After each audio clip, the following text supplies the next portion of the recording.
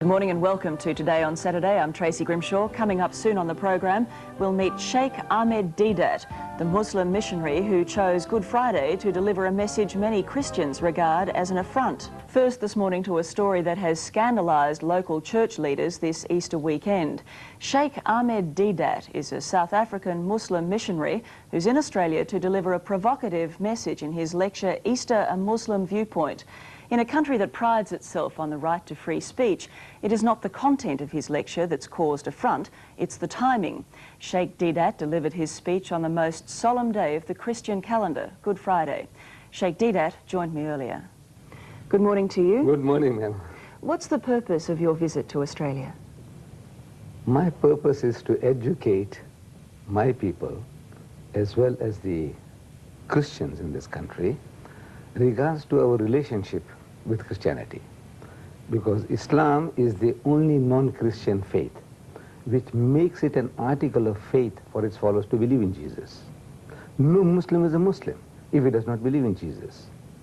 See, the bulk of mankind, the non-Muslims, they do not know that in this holy book of ours, the Holy Qur'an, is enshrined Jesus Christ. That in this vast volume, you know, Muhammad, the so-called author of this book, the Qur'an, he is mentioned far less time than Jesus Christ. Jesus Christ in this book is mentioned 500% more times than Muhammad. But you don't believe that the Christian version of what happened at Easter is the correct version? That is true. What's your version? No. So he says now, number one, the people don't know that we believe in Jesus as one of the mightiest messengers of God. We believe in his miraculous birth, which many modern-day Christians, including the bishops of the Anglican Church, they don't believe today, but we believe. We believe that Jesus was the Messiah, translated Christ. And we believe that he gave life back to the dead by God's permission, and he healed those born blind and the lepers by God's permission. And we believe that God took him up, and he's coming back. Now, all this the Christian doesn't know. He only knows that, no, we disagree with what we disagree with. Says now, what is the reason? Why is it that we want to be different? We want to be funny? What makes the Muslim different from the Christian? But you don't believe that Jesus died and was resurrected at Easter? Right.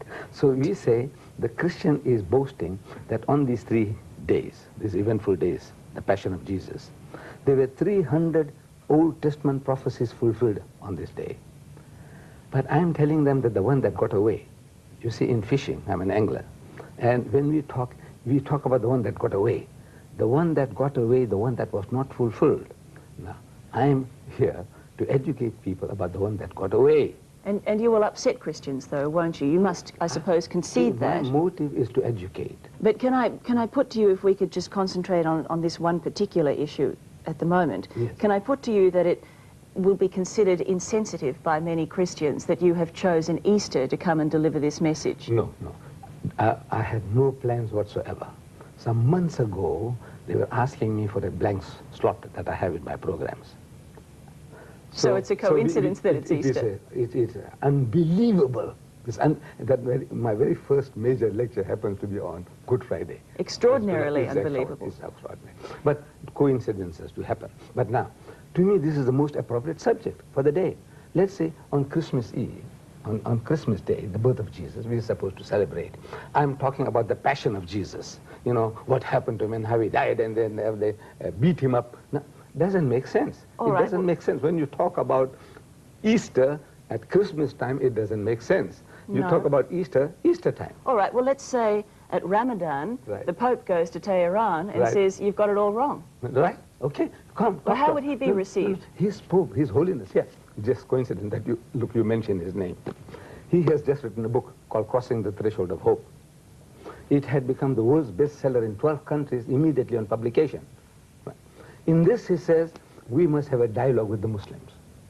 So, suppose it's a coincidence that Ramadan is the occasion when he happens to be in Tehran, and we are having a dialogue.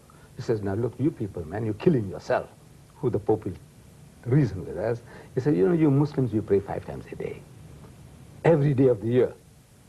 Then, you know, that whole month of Ramadan, you're going to go through hunger and thirst. Because from before sunrise to sunset, the Muslim, no eating, no drinking, no sniffing, no smoking. So what kind of life are you people leading? Is your God hungry for that?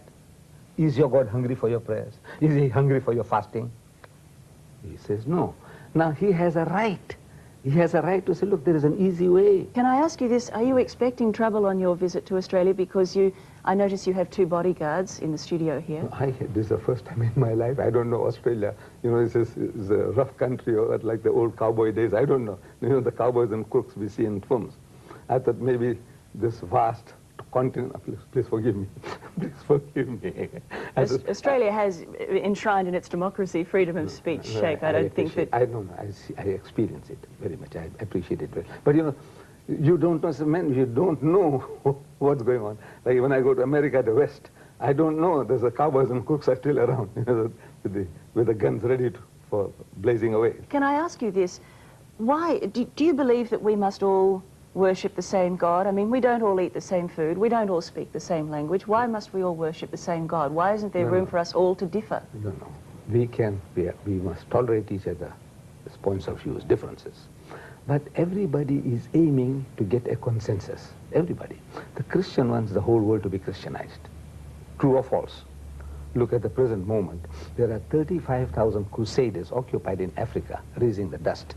Not priests, ministers of the church, but crusaders from America. They want to change the continent. They want to make Africa a Christian continent. In 1977, in Indonesia, there were 6,000 crusaders trying to convert the Indonesians, and they have succeeded so far in converting 15 million Indonesians into Christianity. And by the turn of the century, they want to make Indonesia a Christian nation. Now, this is an aim, a noble aim, from the Christian point of view. Similarly now, since Christianity is a missionary religion, Islam also is a missionary religion. As much as the Christian is out to share his faith with the rest of mankind, we also want to share our faith with the rest of mankind. And Islam, I don't know whether you know, is the fastest growing religion in the world. In the West, in Britain, there are more Muslims than Methodists. All right, I still think there'd be plenty of people who'd question your timing, but thank you for your time this morning. Pleasure. A controversial South African Muslim missionary visiting Australia has found reason to thank his critics. Sheikh Deedat says those who have criticised the timing of his first Australian lecture have done him an enormous favour. One opponent, the head of the Wesley Mission, says an anticipated attack on Christianity on Good Friday is scandalous.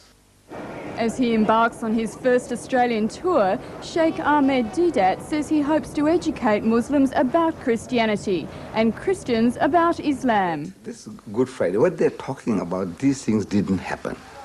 And my proof is from the Bible itself. The timing of the first public rally on Good Friday at Sydney's Town Hall has created a storm. Can you imagine if Christians hired the Sydney Town Hall to deny that Muhammad was a prophet, to attack the Qur'an and to disbase Islamic faith in the middle of Ramadan?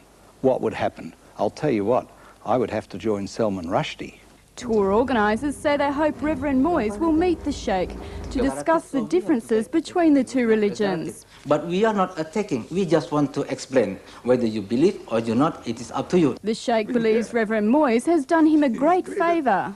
Look, if he had ignored me, your newspapers and your radios and your TVs would have never known that Deedat had come and gone. The New South Wales Ecumenical Council declined to comment on this sensitive matter, saying it does not want to inflame the relationship between Christians and Muslims, particularly at this holy time.